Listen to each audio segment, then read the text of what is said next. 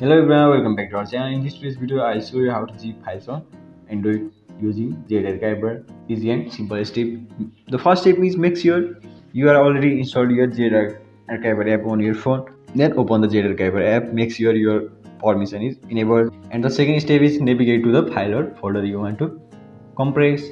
And the other step is long press. Then another step is compress and tap the compress from the menu and the other step is choose the archive format. Let's select zip or and choose the zip or podcast 7z and add a password and tap on OK, and your file is now zipped and ready to share or store.